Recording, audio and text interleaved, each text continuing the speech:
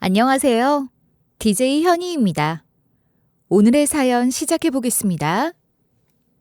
여러분 안녕하세요. 저는 30대 중반이고요. 이름은 전은경이라고 합니다. 여러분은 거지라는 표현을 자주 쓰시나요? 거지라는 말도 여러 가지 정의가 있는 것 같아요. 가령 카드값으로 월급 다 탕진하고 나 이번 달 완전 거지야. 뭐 그런 얘기는 흔히들 하는 얘기잖아요. 그런 거 말고 진짜 돈이 하나도 없고 소득도 없고 집도 없는 사람들. 그러니까 엄격한 정의 그대로 거지라는 표현을 쓸 일은 잘 없는 것 같아요. 조선시대에는 팔다리 멀쩡한 젊은 사람이 구걸하러 다니면 관아가 아닌 일반 여염집에서 곤장을 치기도 했대요. 그렇게 때리고 난 다음에 돈 주면서 다음부터는 구걸하고 다니지 말라고 충고를 했다고 하더라고요. 조선시대까지 가지 않더라도 사실 지금도 조금 큰 지하철역만 가도 노숙자들을 볼 수 있고 번화한 곳이면 어김없이 구걸하는 사람들이 있죠. 그렇지만 그런 사람들을 보고 대놓고 거지라고 표현하지는 않잖아요. 시작부터 무슨 거지 얘기를 이렇게 오래 하나 싶으실 텐데요. 어쩌면 제가 그 거지라는 표현에 남들보다 훨씬 예민하고 민감하게 반응하는 걸지도 모르겠습니다. 제가 정말 어렵게 자랐거든요. 부모님이 일찍 돌아가시고 외할머니, 외할아버지가 저를 키워주셨어요.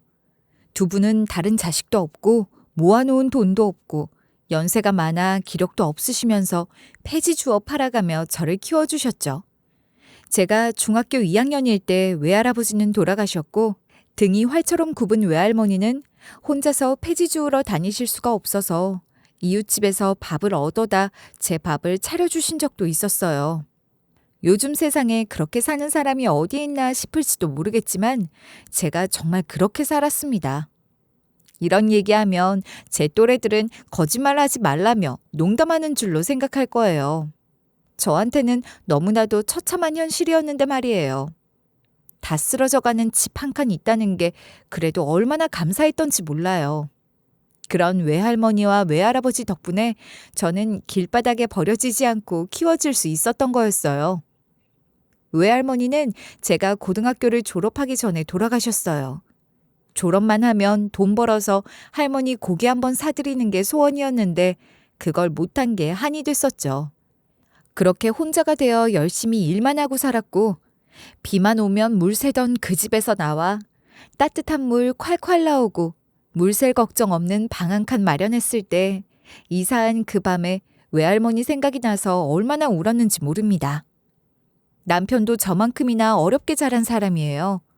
남편에게는 건강한 부모님이 두 분 다 계셨지만 시부가 하는 일마다 제대로 되질 않았고 직장 생활도 진득하게 하지 못하는 바람에 시모가 식당 일에서 번 돈으로 살았다고 해요.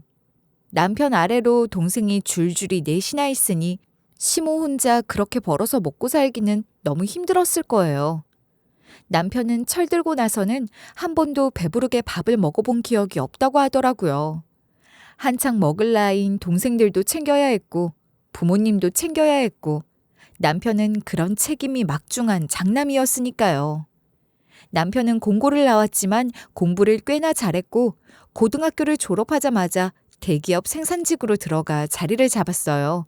생산직이긴 하지만 대기업 생산직은 복지도 나쁘지 않고 연봉도 높은 편이니 남편은 누구보다 직업에 만족하며 열심히 일했고 그렇게 번 돈으로 식구들에게 도움이 될 수 있다는 게 정말 기쁘고 즐거웠던 사람이랍니다. 남편과는 소개팅으로 만났는데 사실 남편도 저도 연애 같은 건 생각도 안 하고 살았던 사람들인 거죠. 그런 남편과 저를 잘 아는 공통된 지인이 너희 둘이 너무 잘 맞을 거라며 소개팅 추선을 한 거였어요. 그렇게 처음 만났고 몇 번 더 만났는데 소름 끼치도록 비슷한 경험을 하며 살았더라고요. 아무도 믿지 않는 이야기를 남편은 진심으로 공감하며 들어주는 사람이었어요. 그런 사람은 처음이었죠. 그렇게 서로 마음을 열게 됐고 뜨겁게 연애를 했고 그리고 결혼을 했어요.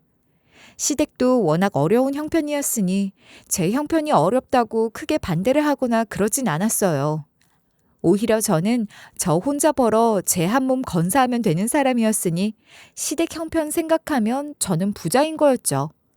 그러니 부모님 안 계신 것으로도 뭐라고 하지 않았고 그저 고맙다는 이야기만 들었던 것 같아요. 그렇게 결혼 후 저희는 제가 살던 집을 신혼집 삼아 살면서 꼬박꼬박 시댁 생활비도 책임지고 있었답니다. 제가 따로 시동생 시누이를 용돈을 주기도 하며 챙겼어요. 그러던 어느 날 시부가 로또에 당첨된 거예요. 꿈만 같다는 말이 절로 튀어나오더라고요. 1등 당첨자가 많아서 세금 떼고 나니 떨어지는 돈이 어마어마한 돈은 아니었지만 시댁 형편 생각하면 인생 역전은 역전인 거였어요.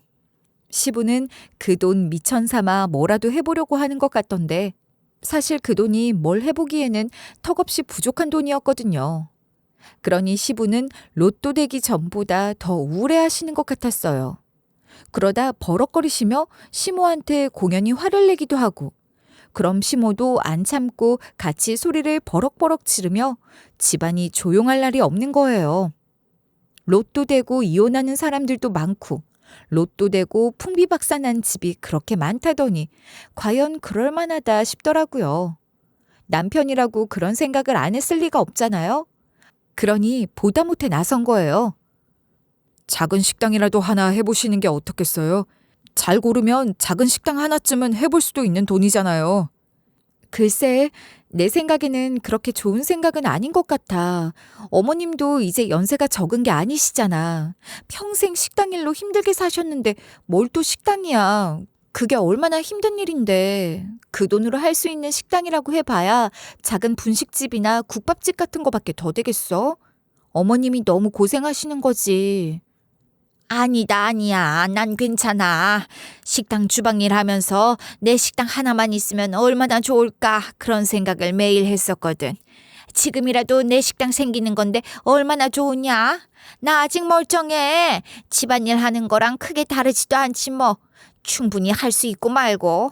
내가 해보고 싶어서 그래. 걱정하지 마라. 시모가 음식 솜씨도 좋고 또 일을 빨리빨리 잘하시기는 해요. 시모가 직접 나서서 식당을 해보시겠다고 하시니 남편과 제가 발품 팔아가며 식당 자리를 보러 다녔죠. 그리고 갖고 있는 예산에 맞는 적당한 곳을 한 군데 발견했고 작은 국밥집 하나를 열었습니다. 목이 그렇게 좋다고는 할 수 없지만 근처에 사무실도 좀 있고 입소문만 좀 나면 괜찮지 않을까 싶었거든요. 국밥집을 열긴 했는데 먹는 장사가 남는 장사라고 해도 먹는 장사만큼 어려운 장사도 없다는 걸 실감했지 뭐예요. 식당도 망하는 식당이 더 많다고 하던데 새로 생기는 식당이 많아서 그런 것 같기도 했어요. 시모 국밥집이 문을 연 후에도 그 골목에 새로 문을 연 가게가 둘이나 더 있었거든요. 그만큼 많이 망해서 나갔다는 소리 같기도 하고 그랬죠 뭐. 비싼 돈 들여서 배달앱이나 직장인들이 많이 사용하는 플랫폼 같은 곳에 광고도 좀 해보고 했는데 별로 효과를 못 봤어요. 그렇게 파리만 날리다가 조금씩 장사가 되기 시작한 게 근처 공사판 인부들이 식사를 대놓고 먹기 시작한 덕분이었답니다. 시모 국밥집이 있는 곳이 막 발전을 하고 있는 곳이어서 근처에 공사 중인 건물이 많았거든요. 건물이 완공될 것까지 생각해서 일찌감치 자리를 잡았다고 할 수 있는 거죠. 하여간 그래서 건설 인부들이 많았는데 또 그 동네 구조상 대규모 한밭집이 들어올 수가 없어서 동네 식당 몇 군데를 지정해서 인부들이 식사를 대놓고 먹게 한 거예요. 거기에 시모 국밥집이 들어가게 된 거고 말이에요. 뭐 공사장 한밭집 하나 따내면 몇 년 고생 한 방에 날아간다고 하던데 시모 국밥집의 경우는 그런 건 아니지만 그래도 고정적인 손님이 생긴 거잖아요. 공사판은 일과가 일찍 시작하니까 그에 맞춰 가게 영업시간도 당겨서 일찍 문을 열고 아침 식사부터 제공하고 저녁 시간 살짝 넘겨 일찍 문 닫는 걸로 변경했어요. 그렇게 사람이 들기 시작하니까 대놓고 먹는 인부들 외에는 주변 직장인들도 한 번씩 기웃거리다가 하나둘씩 들어오기 시작하더라고요. 그렇게 시모 가게는 안정적인 매출을 올리며 조금씩 장사 재미를 보게 됐던 거예요. 장사가 좀 되기 시작했다니 그보다 반가운 소식이 없었는데 시모 태도가 조금씩 달라지기 시작하더라고요. 그러다가 시모 국밥집에서 나오는 수익으로 시댁 생활비가 충분히 감당될 수준이 되자 시모는 눈에 띄게 저한테 싫은 소리를 하기 시작했어요. 그리고 또 결정적인 계기가 하나 있긴 했는데요. 제가 다니던 회사가 한 1년 전부터 적자 운영을 면치 못해서 경영난으로 문을 닫게 됐던 거예요. 그래서 다른 회사 취업하려고 이력서를 내고 있었답니다. 그러니 여태 아무 소리 안 하던 것들을 하나둘 끄집어내서 트집을 잡기 시작하더라고요. 전에 없이 어른 대접을 받으려고 하시면서 내가 조그만 실수라도 하면 온갖 소리를 다 하시는 거예요. 한 번은 시댁에서 밥을 먹는데 제가 상에 수저를 올리고 있었어요. 당연히 시부, 시모 이렇게 순서 지켜서 차리는데 그날따라 하필 손에 잡히는 게 남편 숟가락이라 남편 수저를 먼저 내려놨는데 시모가 그걸 보신 거죠. 저 하는 짓 좀 봐. 너 지금 부모 없이 고아로 자란 거 티내냐? 어디 본데 없고 상스럽게 시부모 수저보다 지 남편 수저를 먼저 챙기는 거야. 어머, 어머니, 죄송해요. 제가 평소에 안 그러는데 하필 손에 숟가락이 잘못 잡혀 있어서 잠깐 내려놓는다는 게 이렇게 되어버렸지 뭐예요. 죄송해요. 다시는 안 그럴게요. 잠깐이고 뭐고 그게 기본적인 예의라는 거다. 우리가 없이 살아서 애들 마음껏 먹이고 입히고 그런 건 못했어도 예절 교육만큼은 제대로 시켰어. 네가 고아로 자라서 그런 게야. 이런 데서 티가 나는 거라고. 어머님, 아무리 그래도 너무하세요. 저도 외할머니, 외할아버지께 예절 교육 받으면서 자랐어요. 그렇게 말씀하시면 저 너무 서운해요, 어머니. 얘 좀 봐. 너 지금 그걸 애교라고 부리는 거야? 내가 지금 너랑 놀자고 그러는 것 같아? 지금 너 혼내는 거야. 며느리는 낮춰드리는 게 좋은 거라고 하더니 그것도 정도 것이지. 낮춰도 너무 낮춰드린 게야. 에휴. 어머니, 예전에는 저한테 오히려 고맙다고 하셨으면서 이제 서운하세요? 더 잘난 며느리 못 보셔서요. 우리 어머님 갑자기 왜 이러실까? 제가 뭐 서운하게 해드린 거 있어요? 그런 거 있으면 말씀해 주세요. 어머니, 제가 알아야 고치죠. 이건 알아. 이 더운 날 얘가 왜 이래? 말이야 바른 말이지 뭐. 내 아들도 고졸이지만 다 집안 형편 생각해서 그런 거고. 그래도 걔가 나온 공고가 성적 좋은 애들이 가는 곳으로 유명한 데였다. 거기 들어가서도 공부를 잘했으니 대기업 다니지 않냐? 그럼요. 영훈 씨 똑똑하고 성실하고 제가 신랑 정말 잘 만났어요. 하다못해 같이 대기업 다니는 생산직 여자애라도 데려왔어야지. 아니지. 사무직 여자라고 뭐가 달라? 대기업이면 똑같은 대기업인 거지. 어디 부모도 없이 자란 애를 데려와서 이렇게 내 속을 뒤집어 놓는지 몰라. 그러시면서 갑자기 콧대가 높아지는 거예요. 근데 거기다 제가 회사도 그만둔 상황이었잖아요. 더 난리부르스인 거죠. 그래도 어디 직장 생활은 하면서 밥벌이 하는 줄 알았더니 그마저도 잘렸잖아. 어머니, 잘린 게 아니고요. 회사 사정이 안 좋아서 망한 걸 어떡해요. 제 잘못은 아니잖아요. 애초에 그런 회사에 들어간 게 네 잘못이다. 직장도 어디 직장 같지도 않은 데를 다닌 건지 망해먹을 회사에 뭐 한다고 그렇게 열심히 다닌 거야 정말. 제가 시집 와서 시댁 생활비 보탠 게 얼마며 그렇게 고맙다고 했던 사람이 이렇게 변할 수가 있나 싶어서 돈이 무서운 건지 사람이 무서운 건지 뭔지는 모르겠지만 참 무섭다는 생각이 들더라고요. 그것과는 별개로 시모는 장사에 재미가 붙으니 그건 신나는 것 같았어요. 돈 버는 재미를 제대로 느끼며 살맛 난다는 소리를 수시로 하시는 거예요. 그러면서 점점 더 욕심을 내시는 거죠. 그러더니 인건비 나가는 것도 아깝다며 저한테 시모 국밥집에 나와 일을 하라고 하더라고요. 예, 그놈의 취직 그거 제대로 되지도 않는 것 같은데 다른 데 취업할 생각하지 말고 이참에 식당에 나와서 일 좀 거들어라. 안 되는 일에 목숨 걸지 말란 말이야. 식당 일손 부족한 거 뻔히 알면서 네가 먼저 나서서 어머니, 제가 어머니 식당 일 좀 도울까요? 그 소리 먼저 하는 게 그렇게 어렵니? 어머니, 저도 경력이 있으니 재취업해야죠. 금방 다시 회사 다닐 텐데 제가 식당 일을 어떻게 해요? 그건 좀 힘들 것 같아요. 네가 재취업하려는 회사가 얼마나 잘난 회사겠냐. 기껏해서 망해버린 그 회사 수준 아니겠어? 너 받아주는 데가 다 거기서 거기 아니냐고. 다시 일한다고 해봤자 얼마 번다고 그러니? 네가 고졸에 뭐 빽이 있냐 뭐가 있냐. 어디 들어간다고 해도 거기서 승진 착착 할 수 있는 것도 아니고. 그러느니 시모 돕는다 생각하고 식당 나와 일하는 게 낫지 뭘 그래?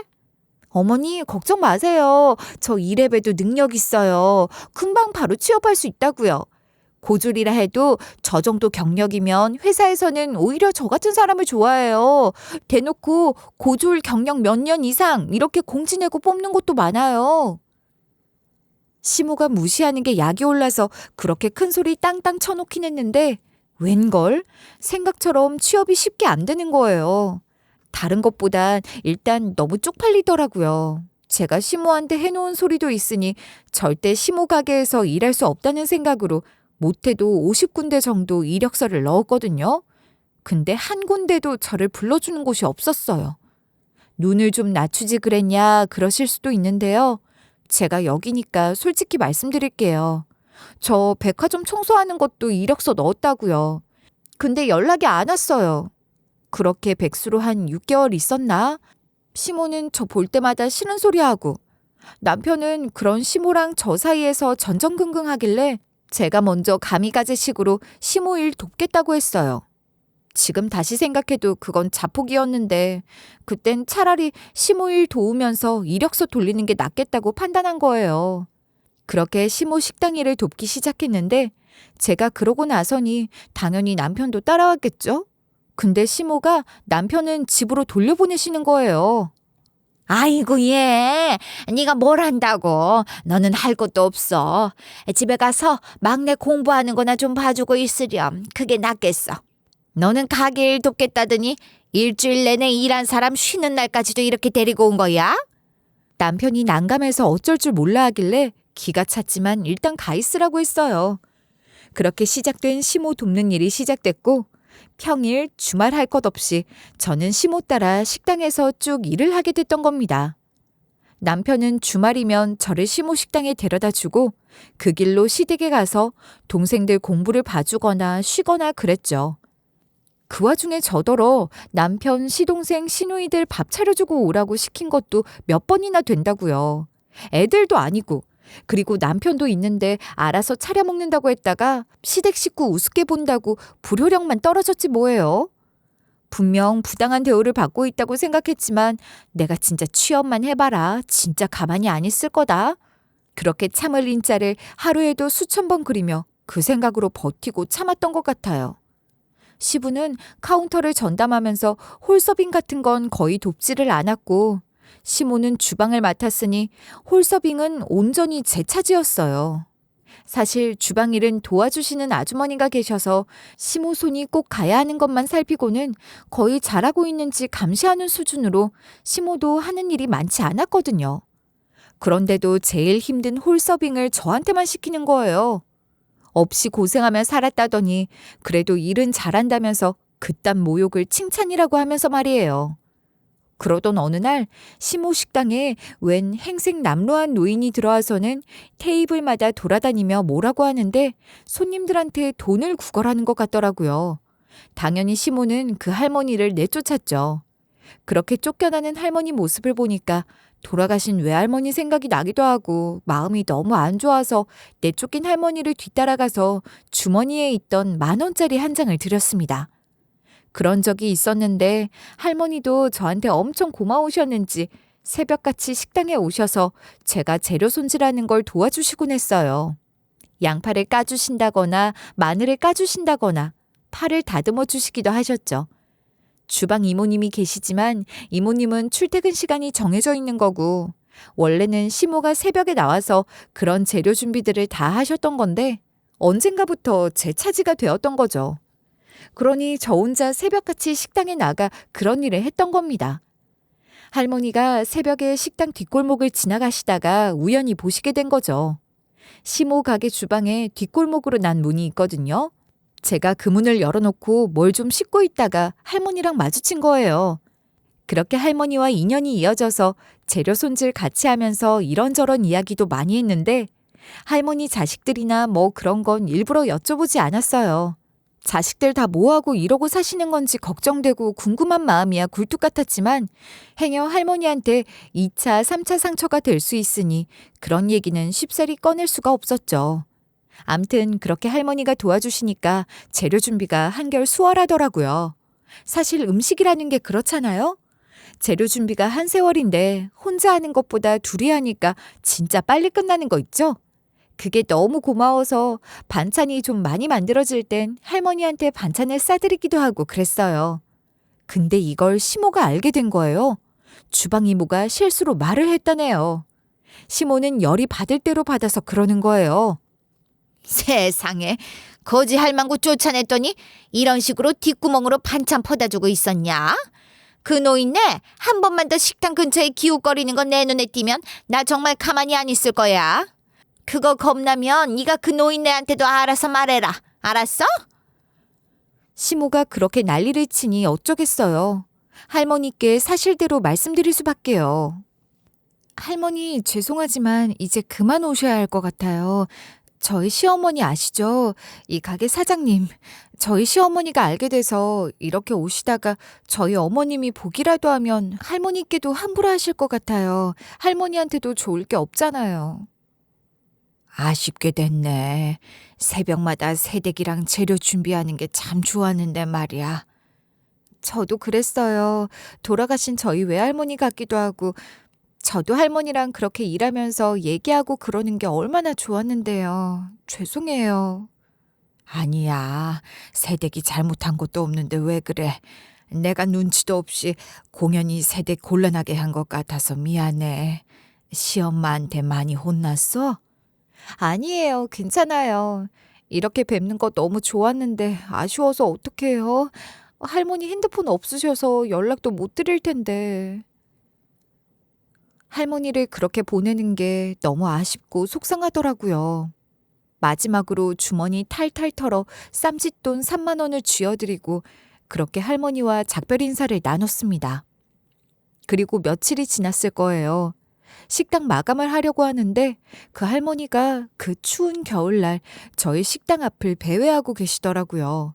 그걸 보는데 어떻게 모른 척할 수가 있었겠어요.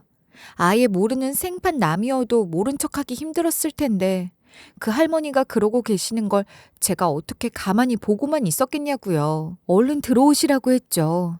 식사는 하셨냐고 하니 돈이 없어서 못 먹었다고. 근데 배가 너무 고프다고 하시는 거예요.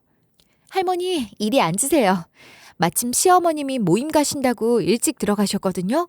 그러니까 국밥 한 그릇 뜨끈하게 드시고 가세요. 제가 돈 낼 테니까 걱정 마시고요.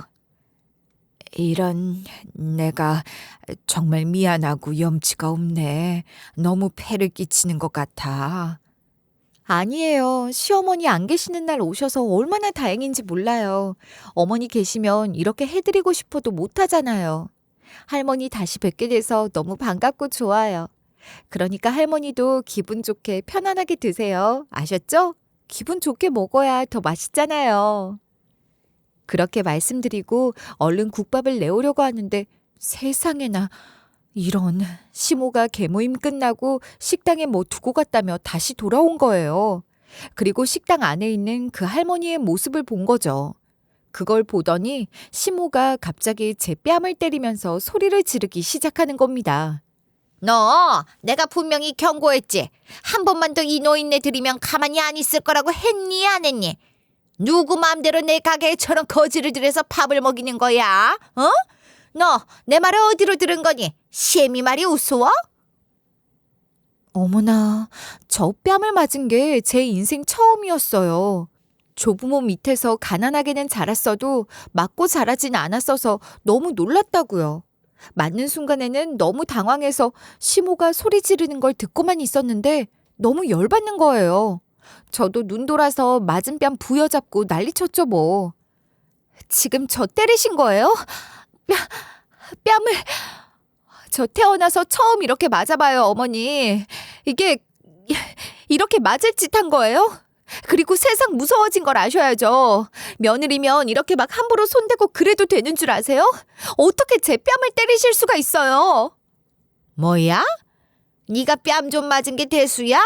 그게 무슨 대단한 일이라고 감히 시애미한테 큰 소리를 바락바락 지르는 거야? 니년이 우리 가게 망하게 하려고 작정을 한 거지. 나와서 일 좀 도우라고 했더니 그거 싫어서 깨부리는 거 아니냐고. 이런 노인네들 드나들기 시작하면 가게 이미지 훅 가는 거 몰라서 그러니? 당장 쫓아내. 어머니 진짜 너무하시네요. 마감 시간 다 돼가서 가게에 지금 손님도 없고 할머니가 무슨 병을 옮기는 사람도 아닌데 국밥 한 그릇 드시고 가라고 한 게 이러실 일이에요? 국밥 값도 제가 내려고 했다고요. 이고 그깟 국밥 한 그릇 값 안 받아도 그만이니까 헛소리 그만하고 당장 쫓아내란 말이야. 내 말이 말 같지가 않아? 내가 직접 끌어내야겠어? 그러면서 할머니 팔을 잡아 끌며 쫓아내려고 하는 거예요. 제가 맞서려고 하니 할머니가 저를 말리더라고요. 세댁, 일단은 나가는 게 좋을 것 같아.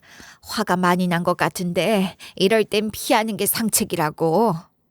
저는 너무 열이 받아서 분을 사귈 수가 없었지만 할머니가 그렇게 저를 말리시니까 저도 이성의 끈을 간신히 부여잡았죠. 제가 그렇게 분을 사귀면서도 막 씩씩대니까 할머니가 제 등을 쓸어내려 주시더라고요. 괜히 할머니한테도 못 볼 걸 보인 것 같아서 죄송해요. 저 때문에 괜히 할머니도 저희 어머니한테 몹쓸 소리만 들으시고. 아니야. 내가 세댁한테 민폐를 끼친 게지. 민폐 할망구야 내가. 나 때문에 뺨까지 맞고. 아이고, 세댁 얼굴이나 한번 볼 수 있으려나 싶어서 괜히 어슬렁거리고 그랬는데 이제는 우리가 만나면 안 되겠어. 그동안 고마웠고 미안했어, 세댁. 그러면서 돌아서서 가시려고 하시길래 제가 또 돈이라도 좀 드리려고 주머니 뒤지니까 그럴 것 없다고 사양하며 쓸쓸하게 돌아서서 가시는 거예요. 마음이 얼마나 안 좋았는지 가시는 모습 끝까지 할머니 뒷모습이 보이지 않게 될 때까지 그렇게 한참을 쳐다봤던 것 같습니다. 할머니를 배웅하고 들어오니 시모는 눈에 쌍심지를 켜며 나를 잡아먹을 듯이 노려보더니 남편한테 전화해서 가게로 불러내면서 어금니 꽉 깨무는 거예요. 저라고 무서울 것 없었죠. 잘못한 게 없다고 생각했으니까요. 시모는 그렇게 의기양양하며 남편까지 불러놓고 본격적으로 퍼부어대기 시작했어요. 아들, 네가 한번 들어봐라. 내가 아주 얘 때문에 속이 상해서 말로 다 못해. 아니 얘가 가게 일 좀 돕고 있는 게 그렇게 심술이 나는지 갖가지 방법으로 내 속을 뒤집어 놓는단 말이야. 무슨 일인데 그러세요? 엄마, 이 사람이 가게 나와서 일하면서 엄마 엄청 편해지셨고 장사도 잘 되고 있는데 뭐 때문에 그러시는 거예요? 글쎄 얘가 동네 거지 노인네 끌어들여서 가게 반찬 퍼주고 국밥 퍼다 먹이고 어쩌고 하면서 가게 음식 축내질 않나? 어? 가게 돈통에서 돈 빼서 돈도 주더라. 아들, 그거 절도 아니냐? 그거 절도잖아. 며느리년이 내 가게에서 도둑질이나 하고 있단 말이야. 어머니, 지금 정말 무슨 어이없는 말씀을 하시는 거예요. 그래요. 제가 가게 반찬은 몇 번 싸드렸어요. 그래도 국밥은 제가 돈 내려고 했던 거고 몇 번 10,000원짜리 쥐어드렸던 것도 다 제 주머니에서 나온 돈이에요. 가게 돈통이요? 기가 막혀서. 가게 돈통 근처에도 간 적이 없는데 절도는 무슨. 정말 어머니 왜 그러시는 거예요? 돈통이라면 어머님이 그렇게 지키고 서 계시면서 무슨 소리 하시는 거냐고요. 어찌나 어이가 없고 억울한지 숨도 안 쉬고 다다다다 막 그렇게 말을 쏟아냈던 것 같아요. 그리고 한숨 돌려서 남편한테 말했죠. 나 어머님한테 뺨도 맞았어. 태어나서 처음이야. 어떻게 며느리 뺨을 때리실 수가 있어? 그게 무슨 자랑이라고 신랑한테 그딴 소리 하는 거야? 그래서 네가 지금 잘했다는 거야? 그런 거지 노인네들 받아주기 시작하면 계속 온다고 내가 말했니 안 했니? 네가 선심 쓰듯이 그러면 그런 거지 노인네들 몰려오는 거 누가 받아내냔 말이야. 네가 다 책임질 거야? 네가 무슨 수로 책임질 건데? 세상에, 어머님은 어떻게 거지 노인네라는 말을 그렇게 아무렇지도 않게 하세요? 어머님도 힘들게 사셨으면서 저는요, 그런 분들 뵈면 마음이 아파요. 돌아가신 외할머니 생각이 나서 그냥 보낼 수가 없었다고요. 제가 그렇게 울분을 토했더니 남편은 그런 제 손을 꼭 잡아주면서 잘했다고, 잘한 거라고 하더군요. 그러니 시모는 그 꼴도 못 보겠는지 더 난리를 치는 거죠. 네가 그 모양이니 내 아들까지 저렇게 물드는 거 아니야. 아우 내가 못 살아. 그렇게 남 좋은 일만 시키고 뭐 할 거야?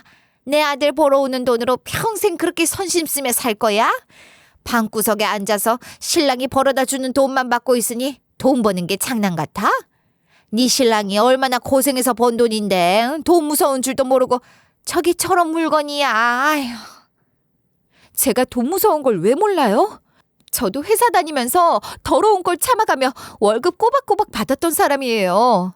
그리고 장사 좀 된다고 어머니 이렇게 돌변하는 거 보면 돈 무서운 거 누구보다 뼈저리게 느꼈다고요. 저 이제 어머님 식당 일 그만둘 거예요. 이딴 대우 받으면서 제가 미쳤다고 여기서 일하겠어요? 어머님 돕는다는 생각으로 나왔던 거지 어머님이 저를 그렇게 함부로 부리실 수 없는 거예요. 내일부터 가게 안 나올 거니까 그렇게 아세요. 그렇게 쐐기를 받고 저도 막 방방 뛰면서 난리치며 얘기하고 있는데 갑자기 가게 문이 드르륵 열리고 새카만 양복을 입은 덩치 좋은 사람들이 들어오길래 무슨 조직폭력배라도 되는 건가 싶어 흠칫 놀라서 영업 끝났다고 했지 뭐예요. 그런데 그 사람들에 이어 들어온 사람은 방금 내쫓긴 할머니였어요. 그러고 보니 앞서 들어온 사람들은 조직폭력배가 아니라 경호원이더라고요. 무전기 인이어 같은 것도 했고 말이에요. 너무 놀랐죠. 할머니, 이게 어떻게 된 거예요? 이 사람들은 다 뭐고? 어리둥절한 건 저뿐만이 아니었어요. 시모는 저보다 몇 배는 더 놀라서 할머니를 쳐다보고 있더라고요. 그런 시모에게 할머니는 당당하고도 단호한 어조로 그렇지만 차분하게 말씀하시더라고요. 우리 직원들 여기서 밥 대고 먹는 거 내일부터 안 할 겁니다. 그렇게 하세요. 직원들 시켜서 알리면 그만이지만 특별히 내가 직접 알려주려고 왔어요. 무슨 소리야? 이 노인네가 노망이 났나? 미칠 거면 곱게 미칠 것이지 왜 남의 식당에 와서 헛소리를 하는 거야? 뭘 그만둔다는 거야? 무슨 직원을 시켜? 기가 막혀서. 그러면서 시모가 할머니한테 달려드니까 경호원들이 바로 시모 앞을 탁 막아서는 거예요. 그러니 시모도 슬그머니 물러섰죠. 그러더니 경호원 중 제일 높아 보이는 사람이 할머니에게 다가가서 말하는 거예요. 회장님, 준비하라고 하신 서류는 어떻게 할까요? 이게 다 무슨 일인지 도무지 알 수가 없어서 저는 할머니만 계속 쳐다보고 있었습니다. 그러니 할머니가 나와 눈을 마주치시며 자리에 좀 앉자고 하시더니 천천히 용건을 말씀하시기 시작했어요. 알고 보니 할머니는 옛날에 명동에서 달러 환전부터 시작해서 돈놀이를 조금씩 하시다가 큰돈을 벌었고 지금은 공사장 인부들 인력센터, 경호업체 그리고 규모가 꽤 큰 비영리 봉사단체까지 운영하고 있는 분이셨어요. 건설사의 인부들 소개하고 소개비만 받으면 그 인부들 일당이나 식사 같은 건 건설사에서 알아서 챙기는 게 일반적일 텐데 할머니는 몸 쓰는 사람들 밥을 잘 먹어야 한다며 건설사에서 나오는 밥값에 더 보태서 제대로 된 밥을 먹이려고 늘 그렇게 마음을 쓰신다고 했어요. 한바 식당에서 밥이 잘 나오는 현장이라면 상관없지만 그게 아닐 경우에는 항상 이런 식으로 직접 다니면서 인부들 식사를 책임질 식당을 골랐다고 하시더라고요. 경호업체도 그랬어요. 돈놀이하면서 알게 된 건달들 새 인생 살게 하려고 할머니가 돈 장사를 그만두면서 경호업체를 만들고 사비를 들여 교육도 받게 하고 그렇게 경호업체 직원으로 받아주고 제대로 살게 한 거라는 거죠. 그리고 재산은 이런저런 투자하면서 굴리고 있었고 비영리 봉사단체를 통해 좋은 일 하는데 돈을 많이 쓰고 계시는 것 같더라고요. 아니, 이렇게 돈도 많으시고 세상에 회장님이셨어. 정말 꿈에도 몰랐어요. 그런데 왜 그렇게 구걸하는 노인네 행세를 하고 다니셨던 거예요? 그러시면서 안 당해도 될 꼴만 당하시고 정말 왜 그러신 건지 너무 궁금해요. 그것도 다 이유가 있어서 그런 게지. 내가 운영하는 봉사단체에서 밥 굶는 노인들 상대로 밥 봉사를 하려고 하는데 제대로 된 한 그릇을 대접하고 싶다는 생각으로 식당을 고르던 중이었어. 맛도 맛이지만 어르신들한테 밥 한 끼 맛있게 지어드린다는 따뜻한 마음으로 음식을 만드는 식당을 찾고 싶었지. 그런 연극을 하게 된 건 처음엔 그런 이유에서였어. 그러셨구나. 아니, 그렇다고 해도 그 새벽에 나오셔서 제가 일하는 거 도와주고 그런 건 왜 그러셨던 거예요? 새댁 마음씨가 하도 예뻐서 내가 감동을 해버렸지 뭐야. 그래서 새댁이 자꾸만 더 보고 싶더라고. 새벽에 나와서 그랬던 건 순전히 새댁 몇 번 더 보고 싶어서 그랬어. 그러다가 이제 정말 마지막이라는 생각으로 한 번 더 볼 수 있으려나 싶어서 기웃거렸는데 마침 새댁이 탁 나와주더라고. 할머니도 참, 그럼 진작 사실대로 말씀을 하시지. 그럼 할머니 핸드폰이고 뭐고 그런 것도 당연히 다 있으실 거 아니에요. 그렇게 따로 연락하면 되는 건데. 이 추운 날 옷도 그렇게 얇게 입으시고 그러고 계시다 정말 큰일이라도 나면 어쩌려고 그러셨어요. 큰일 나기 전에 새댁이 나를 봤잖아. 회장 할머니는 저를 아주 좋게 보셨던 거예요. 너무 마음에 들어서 몇 번이고 더 만나보고 싶으셨다는데 약간 시험을 해보고 싶은 마음도 있으셨던 것 같아요. 제가 진짜 마음속으로 그러는 건지 아닌지 그런 걸 확인하고 싶으셨나 보더라고요. 마지막까지도 저는 할머니를 실망시키지 않았고 반면 시모는 최악이었다는 거죠. 가게 사장님 하는 짓을 보니 밥봉사 협력식당으로 선정하기는커녕 인력회사 직원들 밥 먹는 것도 끊어야겠다고 생각이 들지 뭡니까? 밥 장사하는 사람이 그렇게 표독스럽고 악한 마음으로 장사를 해요? 음식하는 사람이 그런 마음으로 만든 음식은 독이 되는 겁니다. 나는 내 직원들한테 그런 음식 먹일 수 없어요.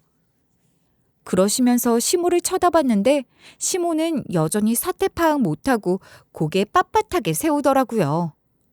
그래서 돈 좀 있는 노인네였다 이거 아니야? 참나, 그게 뭐가 어쨌다는 거야? 아이고, 예, 그래요. 공사장 사람들 우리 식당에서 밥 안 먹어도 우리 식당 안 망해요. 이거 왜 이래요? 그 사람들 없어도 장사 잘만 할 테니 걱정 마세요. 그리고 봉사활동 그런 거 나 관심 없어요. 하자고 해도 싫다고요. 봉사활동 어쩌고 하면서 후원 개념으로 밥값도 적게 쳐주고 그러는 거 아니에요? 빤한 거지 뭐. 그런 거 애당초 관심도 없으니 아쉬울 거 하나 없어요. 용건 끝났으면 나가요 얼른. 회장님이 아니라 회장님 할아버지라도 당신 같은 손님 우리도 필요 없다고. 그쪽한테 용건은 이제 끝났고 내 진짜 용건은 이제부터 시작입니다. 그러면서 아까 그 경호원이 말한 서류를 꺼내달라고 하시더니 그걸 제 앞에 내놓으시는 거예요. 서류 보면 알 텐데 그 전에 내가 설명을 좀 할게. 간단하게 말하면 내가 새댁을 우리 봉사단체 직원으로 스카우트하고 싶단 소리야. 거기 서류는 근무 조건이랑 연봉까지 적혀있는 근로계약서야. 여기 두고 갈 테니까 천천히 잘 생각해보고 결정해서 연락줘요. 알았지? 할머니의 봉사단체는 전국적 규모로 운영되는 것으로 비영리 단체이긴 하나 그건 할머니가 수익을 바라지 않고 하는 활동이란 것이지. 그것을 운영하기 위해 들어가는 비용은 다 할머니가 직접 부담하거나 후원금 등의 활동비로 제대로 지불하고 있었어요. 말하자면 할머니는 같이 봉사를 하라며 기부나 후원을 권하는 게 아니라 할머니가 하고 싶은 봉사를 하기 위해 필요한 식당이나 업체를 찾아 계약을 하려고 했던 거죠. 그러니까 똑같은 가격을 지불하고 국밥을 제공받겠다는 거예요. 시모 입장에서는 확인사살하자면 만약 할머니가 300그릇 밥 봉사를 한다고 하면 300그릇 매출이 오르는 거라고 할 수 있는 거죠. 그런 기회를 놓친 겁니다. 저는 할머니의 봉사단체에 대해 충분히 검토하고 거기서 제가 할 수 있는 일들, 하고 싶은 일들이 있을 거라는 생각이 들었기 때문에 할머니의 제안을 받아들여 그 회사에서 일을 하게 됐어요. 그동안 취업이 안 돼 죽을 맛이었는데 이런 일이 있으려고 그렇게 취업이 안 됐었나 봐요. 제가 첫 번째로 맡은 업무가 그 밥봉사에 대한 건이었어요. 할머니는 시모의 국밥집에서 했던 것처럼 거지 행세를 하며 테스트를 해서 선한 마음을 가진 사람들이 맛있게 만들어내는 국밥집을 찾아냈고 그 가게와 계약을 진행했어요. 그 가게도 시모 가게 정도 되는 작은 가게였는데 봉사단체와의 협업으로 매출을 엄청나게 올리고 좋은 미담까지 더해지면서 입소문을 타 전국에서 찾아오는 가게가 되더니 평일에도 줄을 서서 먹는 가게가 된 거예요. 그렇게 대박이 나는 걸 보니 시모는 배가 아파 죽는 거죠. 게다가 시모가 생각했던 것보다 그 할머니가 훨씬 더 대단한 자산가라는 걸 알고부터는 어떻게든 저를 이용해서 그 할머니랑 연을 이어보려고 혈안이 됐답니다. 시모 국밥집 장사가 정 같지 않았으니 더 그랬던 것도 있었겠죠. 할머니 회사 소속의 인부들이 다 빠지고 나니 가게는 다시 썰렁해졌고 그러니 오던 손님들 발길도 뚝 끊어지는 바람에 처음 문을 열었을 때처럼 파리만 날리고 있었거든요. 그날 할머니를 박대하던 시모의 모습을 본 사람들이 소문이라도 낸 건지 영 평판도 안 좋은 것 같더라고요. 가게가 다 망하게 생겼으니 시모는 애 같아서 저한테 자꾸 할머니 한 번만 만나게 해달라고 사정하는 거예요. 예, 그 회장님 아직도 그렇게 바쁘시니? 전국 밥봉사 그거 다 끝나지 않았어? 시간 좀 만들어 보렴. 그렇게 길게 빼지 않아도 돼. 그냥 잠깐 차라도 한 잔. 내가 너희 사무실도 가면 되니까 회장님 자리에 계실 때 나 좀 불러주면 되잖아. 안 그래? 제가요? 어머니가 우리 회장님한테 어떻게 하셨는지 제가 제일 잘 아는데 제가 미쳤다고 회장님께 어머님이랑 자리를 만들어달라 소리를 하겠어요? 그럴 수는 없죠. 아니, 그래요. 얘기할 수도 있겠죠. 그렇지만 저는 절대로 안 해요. 어머니 좋은 일 시켜달라 그 말씀이신데 제가 그걸 왜 하겠어요? 이유는 어머님이 더 잘하실 거 아니에요. 그런 와중에 시부는 사업의 꿈을 버리지 못하고 가게 담보로 대출을 받아서 뭘 해보려고 하다가 그 돈을 홀라당 날려버린 거예요. 그러니 가게 내놓고 나가야 할 판이 된 건 물론이고 가게를 처분해도 빚을 다 못 갚을 상황이더라고요. 결국 로또 당첨되기 전보다 못한 꼴이 된 거예요. 그땐 가난해도 빚은 없었는데 말이에요. 그러니 시모는 어지간히 절박했는지 봉사단체 사무실 앞에 진을 치고 할머니가 나타나기를 기다렸던 모양이었어요. 제가 할머니랑 같이 외부 일정을 갔다가 들어오는 길이었는데 시모가 할머니를 알아보고 달려와서 바지가랑이를 붙들고 늘어지더란 말입니다. 아이고 회장님, 제가 이런 분을 못 알아뵙고 큰 실수를 했어요. 제가 원래 그런 사람이 아닌데 그날 너무 바빠서 정신이 없다 보니 저도 모르게 그렇게 된 거예요. 무슨 말씀이신지. 나를 쫓아낸 게 한 번이 아니었잖아요. 국밥집 사장은 내가 그 가게에 얼씬거릴 때마다 나를 쫓아냈던 사람인데.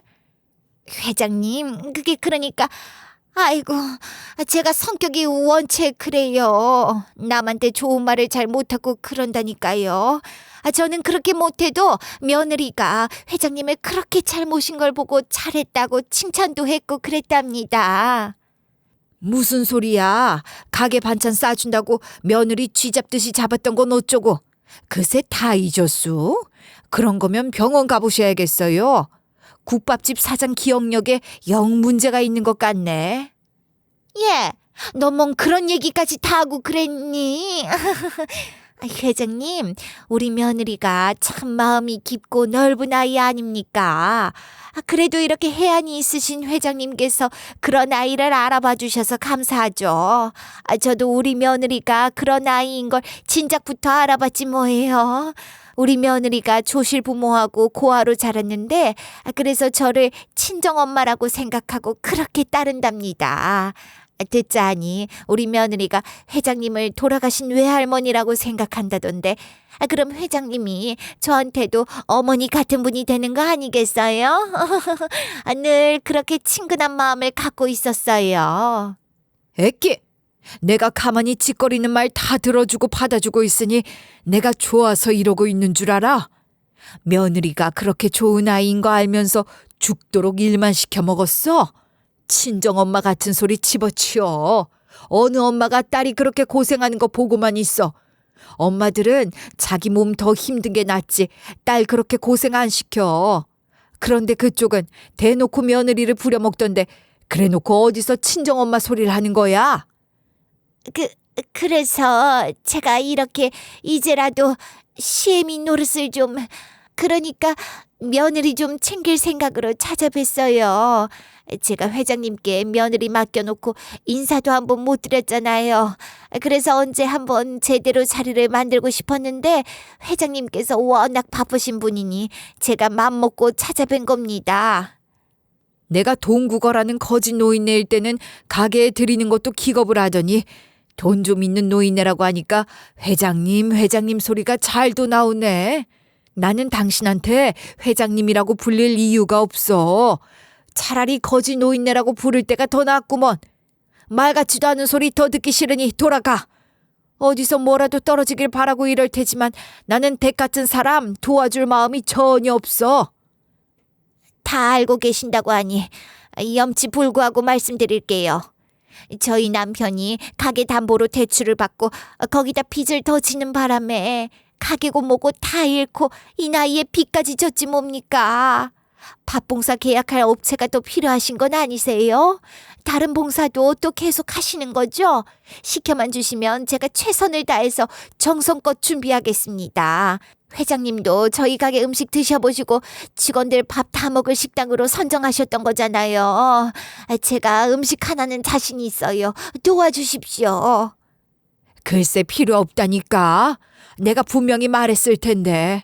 당신 같은 사람이 그렇게 악한 마음 품고 만드는 음식은 독이라고 말이야. 나는 그런 사람도 싫고 내 말 귀담아 듣지 않는 사람도 싫어. 당신은 최악이라고 했잖아. 다시는 이딴 일로 찾아오지 마.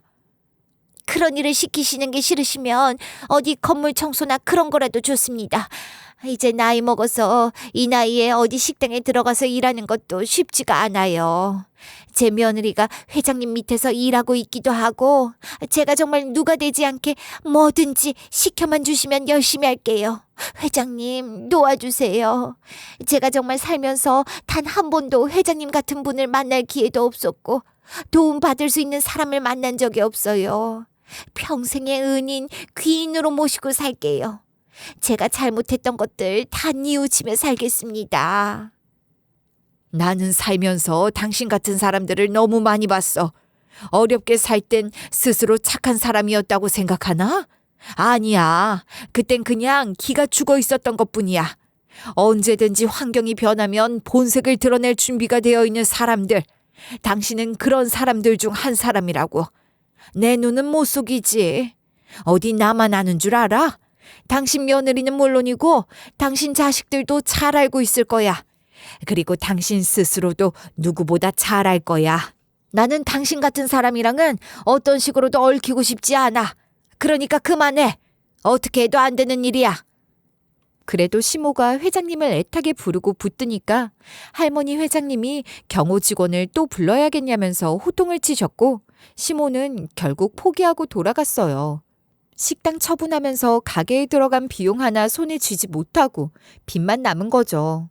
남편은 이번 일을 겪으며 시모한테 크게 실망했고 그동안 시모에게 당하는 저를 더 지켜주지 못해 미안하다며 진심으로 사과하더군요.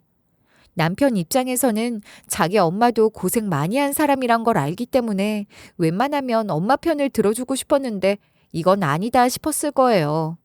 자기 엄마가 그렇게 변할 줄 몰랐다면서 그게 엄마의 본 모습이었던 것 같다고 하는데 정말로 실망을 많이 한 것 같았어요. 다시 어려워진 시댁에 전처럼 헌신할 생각은 저도 남편도 없습니다. 시동생, 시누이들도 이제 다 클 만큼 컸고 본인 앞가림은 각자 하라고 선언했어요. 일단은 연을 끊고 살 건데 분명히 시댁에서 또 찾아올 거예요. 빤한 거죠. 그렇게 찾아올 때마다 현명하게 잘 대처하면서 살 거예요. 남편이랑 저는 이제 우리 아이나 우리 가정을 이루고 새로운 시대를 열어가자고 그렇게 말했어요. 저보다 남편의 의지가 더 확고한 것 같아서 든든하네요. 여러분도 저희 응원해 주실 거죠? 제 이야기 끝까지 들어주셔서 너무 감사드리고요. 오늘도 좋은 마음으로 착하게 살아요, 우리. 감사합니다.